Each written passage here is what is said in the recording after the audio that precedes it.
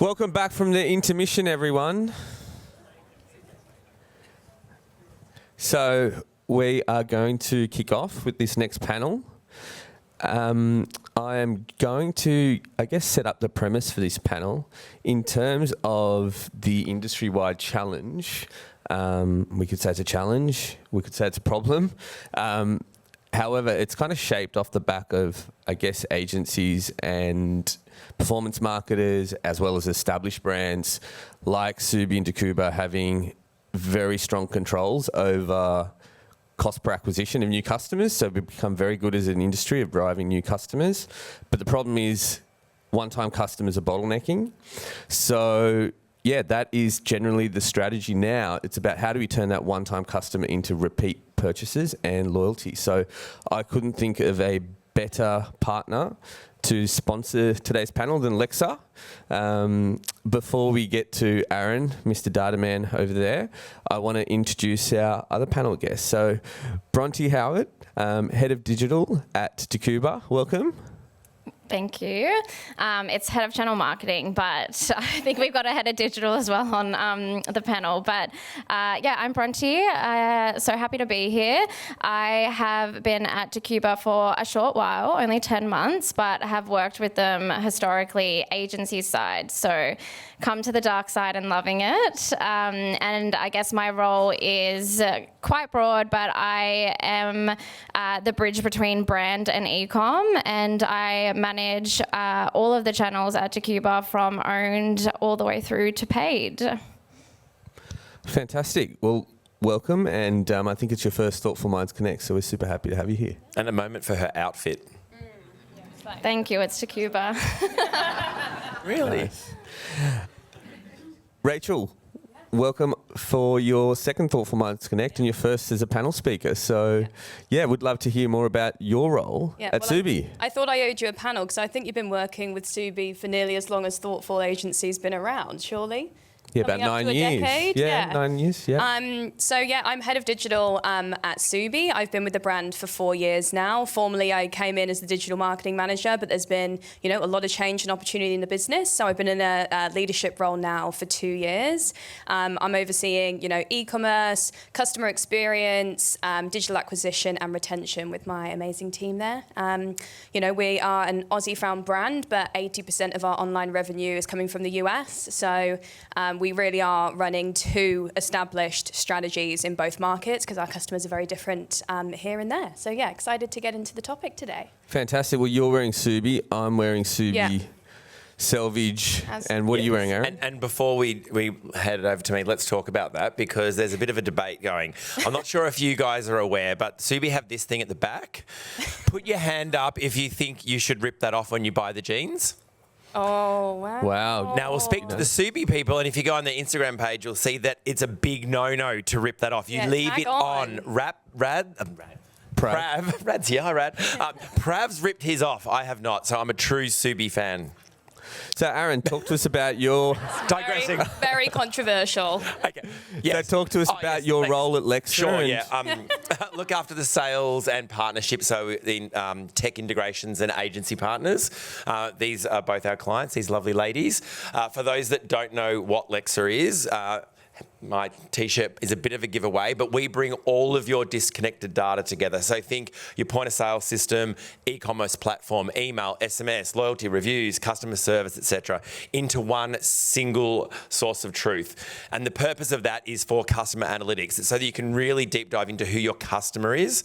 That data is then pushed out to all of your marketing channels, and it's all AI ready. There's AI in there, obviously, as well, like everybody should have, to interpret the data.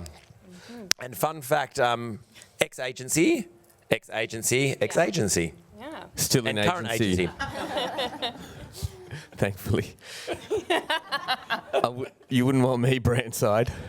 All right, we'll get into it by, shaping up, that premise around how do we acquire?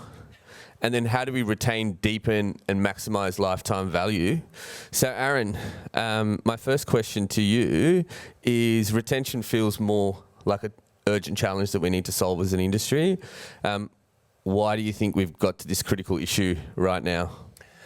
Yeah, look, you've touched on it already, and it's not news to anyone here, but the price of acquisition advertising has increased significantly. So what's happening is it's becoming a race to the bottom for discounting, or the alternative is, which is where people are moving to, is they have to focus on their own customers, their own first-party data, in order to grow that customer lifetime value. If you're not focusing on your existing customers, you've got to have bottomless pit of money just to keep paying more and more towards acquisition campaigns. So McKinsey & Co., well-known consultants in the US, I read a stat just the other day, which was businesses who do not have a strategy to grow their first-party data and use that first-party data will be spending 10 to 20% more on their marketing. And if you think about how much you're spending on marketing at the moment, that's a pretty significant amount. So the brands that are really doubling down on relevance over discounting, being able to really understand their customer and use that in their marketing, are the ones that are really winning. I think it's not a marketing problem. I think it's a data problem when that retention is broken. Bronte, you're a user of Lexer, and obviously you've come recently to Brandside, but prior you were working at an agency that was a client of Dacuba, so you've been working with Lexer for a while. What have you learnt about improving that customer purchase journey from one time to second and then on to third and fourth? Well, I've learned a lot, but coming Brandside, I think one of the most interesting things was that Dacuba actually sit on a hefty database. We have about 3 million active profiles at Dacuba, but, and obviously interpreting and analysing that data is a huge task. That's huge. Yeah, so that's over the course of a lifetime. You obviously have to instill that down to how they're engaging with you every 12 months, every 6 months, every 3 months. But I think one of the first things I did when I came Brandside was understand how our customer shops and where they shop and what they're shopping. So how our customer shops is looking at how often they shop with us. And fun fact, one of our top tier customer segments shop with us 12 times a year, which is once a month. So you really have to think about how you are showing up for them and where you're showing up for them, but also looking at where they shop. Is it online? Is it in store? And then comparing that to how a one-time customer shops with you and where they shop. So we use Lexer a lot at Dacuba to understand that, to build out those segments and integrate them into our own channels so that we aren't speaking to them in a way that doesn't resonate with them. And a perfect example is looking at, obviously at Dacuba, we have multiple categories across denim, tops and tees, dresses, etc. And I think what a third, fourth, fifth time purchaser shops or what they shop at Dacuba is so different to what the one-time customer shops are, which I'll talk on later.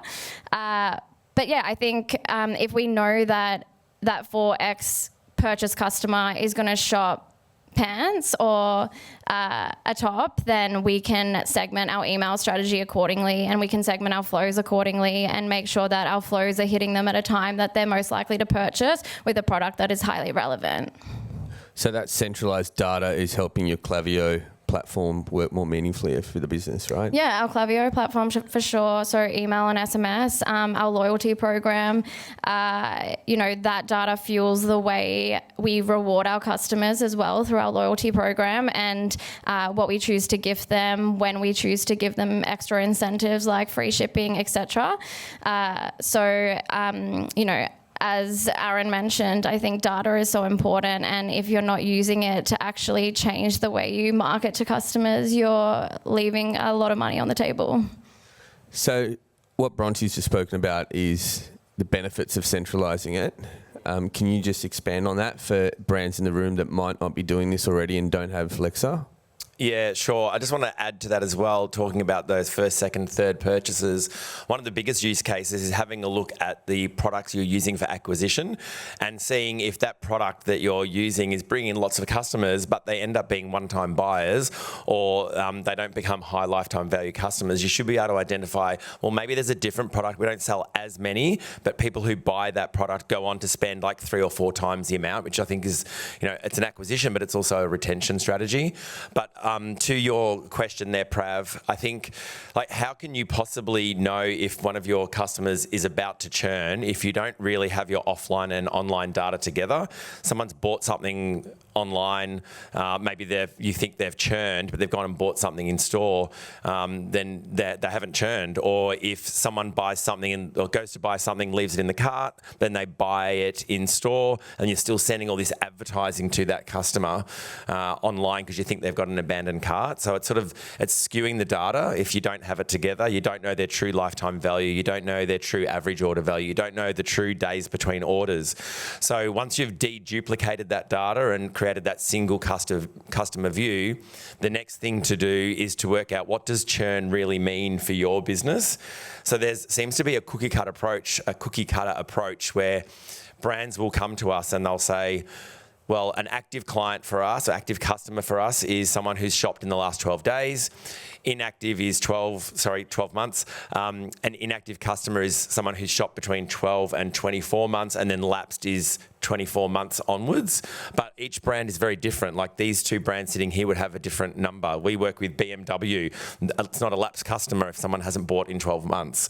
So agreeing what that metric is, and you need to use that data to really establish what the difference is for each person. It might be a lapsed customer is actually someone who hasn't shopped in 6 months. If your average customer buys once a month, lapsed is going to be much shorter than potentially with Subi. Mm-hmm. So, Rach, let's talk about Subi, because I think 12 months ago you and I are having a drink at the after party. We do like to drink, yes. We've done a few of that. And you were mentioning to me that your CEO was quite keen on a CDP. And now you've 9 months into utilising a CDP. Yeah. What have been, I guess, the surprising data points you've found out about your US business and your Australian business? Yeah, I mean, a lot. I think what's great, though, is going into the start of, when you get the keys to Lexer, which I like to call our F1 car, because, we've definitely had an upgrade. Don't know how to drive it all yet, but it's there. Few bumps, few crashes. Few crashes, yeah. You do a lot of goal setting before you get the keys, right? So we went into it with a 90-day plan, a lot of shared knowledge between the two, between the partners. And some of the initial insights that came back from the Lexer teams was established that in Australia last year, in 2025, we acquired slightly less customers on denim as a first purchase, and some more in some of our more basic categories. Now you might think, wow, oh shit, we're a denim brand. That's not the thing that we want to do, right? So, but the apparel designers are doing a good job. Yes, but panic we did not, okay? Because I actually thought, okay, what have we actually been doing to influence people maybe not making denim as a first purchase in Australia last year? And one of them is trying to make more seasonally relevant collections. We lead as a US brand because that's where the sales are, but that means come our summer, we've got coats, we've got fleece, we've got things that weren't relevant. So over the last couple of years, our design team, retail team have been working on injections overlaid with the season. So, okay, that's going to spread the load a bit across the categories from the denim maybe into the tees and the shorts, etc. Great. We've also been focusing a little bit on category expansion as a business. You might have seen we had swimwear come out last year. We've got sunglasses. The uptake has been great. So we are diluting, I guess, in a little bit the denim. But what we see is a real opportunity with those customers coming in on those more basic or lower RRP items, because they're our aspirational customer. And something that's been uncovered with Lexer, with the overlay of the Experian plugin, is that the Mosaic groups, these are people, in the younger demographic, which we're definitely tapping back into and being reborn in Australia and having our stores back here. And we don't mind really that they're paying in that space. We've got an opportunity to really upsell to that customer, get them from a logo tee up to those higher price points. And obviously it did uncover that we need to continue to focus on our denim customers because they do have a higher customer lifetime value. And as Aaron touched on, what product are they coming in on? What's the highest value? So we definitely want to continue to acquire them. So that was more of a how do we take what we know from Lexer, put that onto our paid media acquisition channels and make sure that we're servicing both. But we saw it as a great opportunity in both and not necessarily panic. Yeah, nice. So how many Subi retail stores are in the globe now? So we have Sydney and Melbourne, and then we have Miami, Chicago, LA, and New York, and we are definitely looking into more spaces. So watch this space. Nice. Can you talk to us about how Lexer Served is being used in store by the team? Yeah, so we're just kind of starting that onboarding now globally with our teams, but I can also speak to how Lexer's helping us look at new locations for stores, which has been really interesting because, we've got online data to suggest states, particularly in the US, that have been fast growing for us and consistent. But now what we've done is overlaid the mosaic groups and cohorts that we know are high value for Subi into those states to see which ones are the most high potential for us to hit the ground running with established customers that have disposable income as well.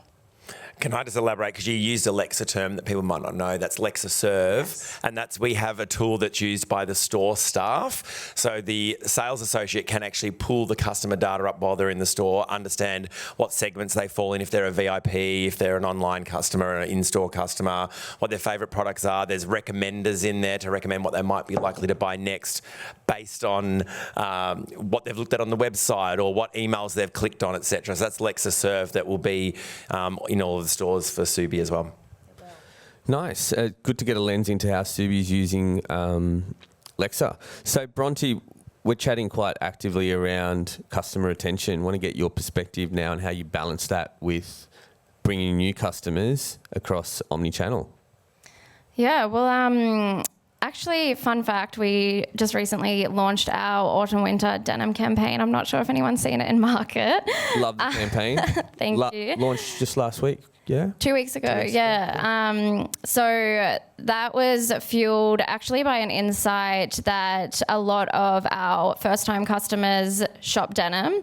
And for those in the room that work for a large-size business who have to go to their CEO or their CCO and ask for significant investment to acquire new customers, one of the ways that I did it at Jacuba was giving them this data to say, 20% of our over the last 2 years of our customers shop denim first.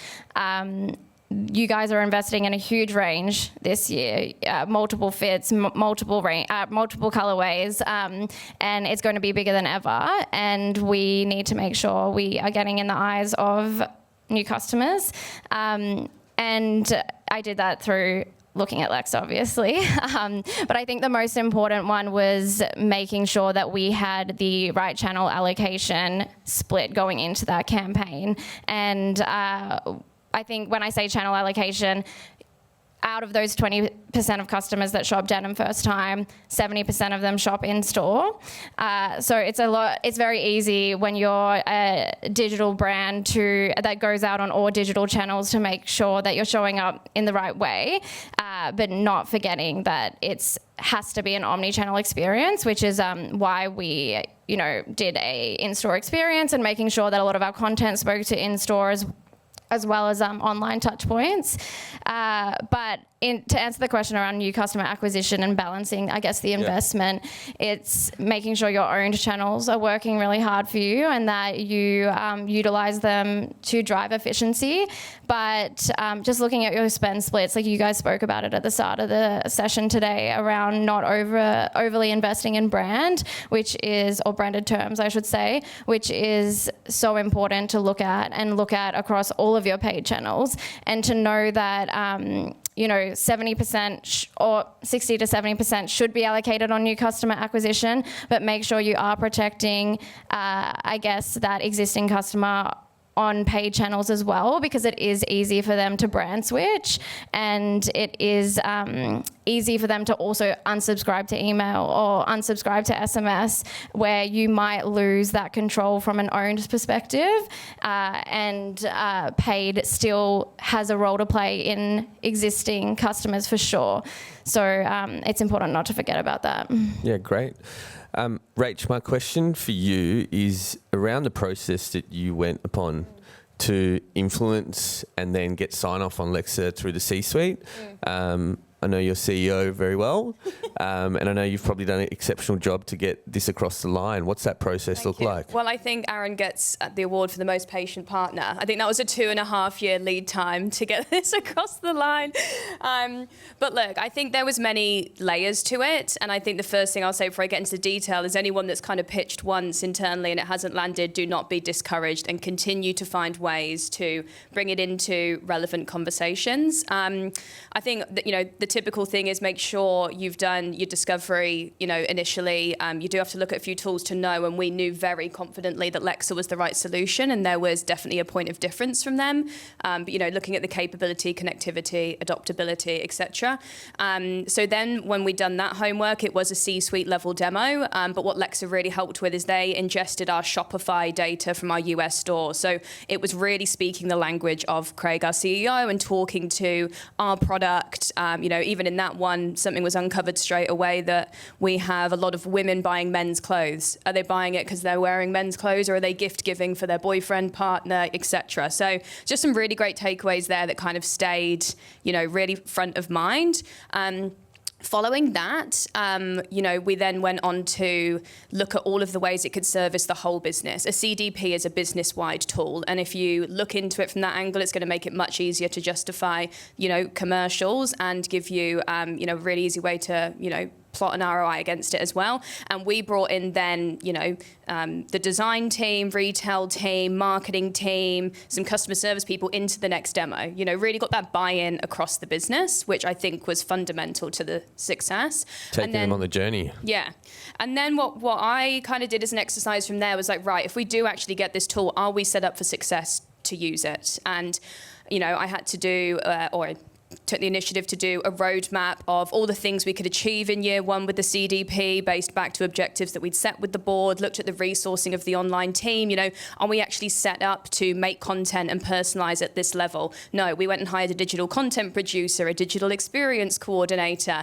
So internally we looked at resourcing. Externally, we brought in a partner to help us with our CRM roadmap for the first year as well. So it was all of that was conducted so that by the time we got the keys, which did land in Black Friday actually, which wasn't them, it was us, we were able to hit the ground running, and there was a lot of trust and confidence in the business that we weren't just going to get the keys and it was going to collect dust in the background in the tech stack. So you got sign off of it in 2025, which was a tough year for any China manufactured brand retailing into Oz. So just goes to show that Subi's pretty determined to I think growing. Also, the whole subject matter of retention, like, can we afford not to play in this space? Can we afford to not retain those customers and really concentrate in that? And did we have access as easily then as we do now to the data we need to do it? And the answer is no. So we're moving at a much quicker rate to play catch up in that space and make sure that our leaky bucket is not so leaky anymore.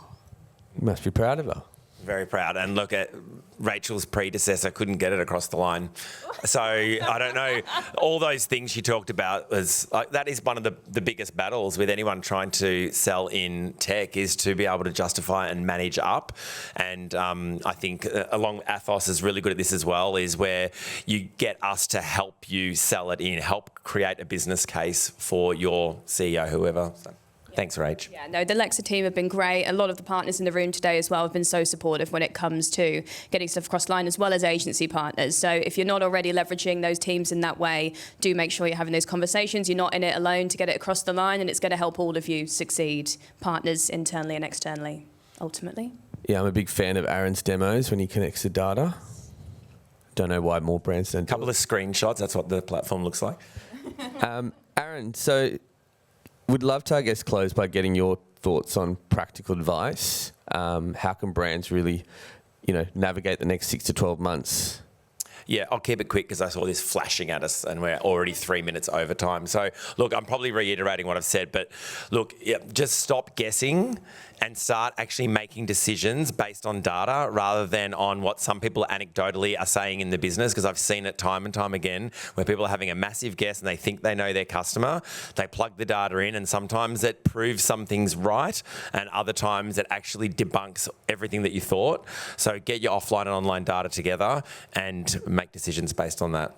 Fantastic. And Aaron, besides for our mutual clients into Cuba and Subi, what are the other brands that Lexer is working Yeah, with? we've actually got a few in the audience today. We've got Zimmerman, Camilla, Rachel Gilbert. Oh, I can't speak today. Rachel Gilbert, Lorna Jane, Cotton On Group globally. I think the Upside are here. Yep. So they anyone that's omni-channel, really. You'll have a good time at the after party with your clients then. Thank you, everyone. That's the conclusion of this panel. Thank you. Thank you.